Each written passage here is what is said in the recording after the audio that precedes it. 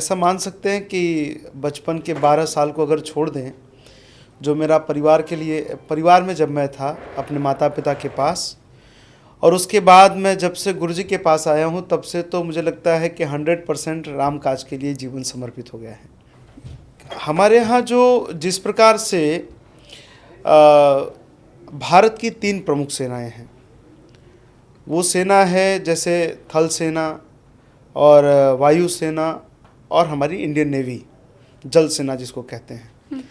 उसी प्रकार हमारे यहाँ जो जगत गुरु रामानंदाचार्य होता है, वो वैष्णव परंपरा का सर्वोच्च एक पीठ होता है, सर्वोच्च आचार्य होता है वो। तो उनकी भी अपनी 3 सेनाएं होती हैं, जो एक हमारे यहाँ दिगंबर अखाड़ा, निर्मोही अखाड़ा और निर्वाणी अखाड़ा। तो इस प्रकार से अगर कहें तो जगत गुरु जी की सेना में लाखों साधु हैं। जिस प्रकार राम जी की सेना में लाखों बानर थे, करोड़ों बानर थे, उसी प्रकार हम लोग भी गुरु जी की सेना हैं। सनातन की रक्षा की जब बात आती है, जब उनकी सनातन के संरक्षण की बात आती है, सनातन धर्मियों के साथ खड़े होने की बात आती है, तब गुरुदेव की वाणी और हमारे साधुओं की फौज पूरी खड़ी हो जाती है।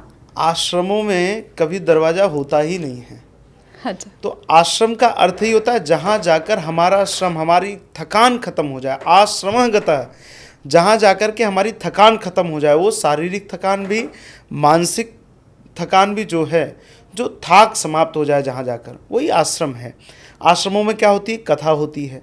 कथा का यदि आप उल्टा करेंगे तो थाक होता है। जहाँ जीवन की थाक समाप्त हो जाए वही कथा है, वही आश्रम है। तो आश्रम के दरवाजे तो सबके लिए, जो सनातन के लिए, जो समाज के लिए समर्पित हो, भारतीय संस्कृति के संरक्षण के समर्पित हो, वही आश्रम है। तो आश्रमों में कभी दरवाजे नहीं होते।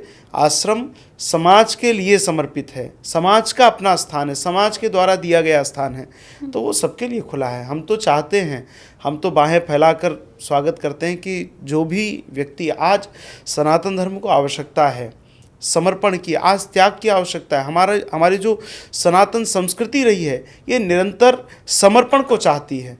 चाहे भगवान श्री राम को देखिए, जब ऋषियों के यज्ञ में विघ्न हुआ, विश्वामित्र जी के यज्ञ में आकर के राक्षसों ने विघ्न किया, उस समय चक्रवर्ती सम्राट के दशरथ जी महाराज के 4थी अवस्था में उनको पुत्र प्राप्त हुए थे। लेकिन जब राष्ट्र की बात आई, धर्म की बात आई, ऋषियों के यज्ञ के विघ्न की बात आई, तो चक्रवर्ती महाराज ने अपने प्राण प्यारे पुत्र श्री राघवेंद्र सरकार को और भैया लखनलाल जी को उनकी सेवा के लिए समर्पित कर दिया। ये सनातन धर्म है।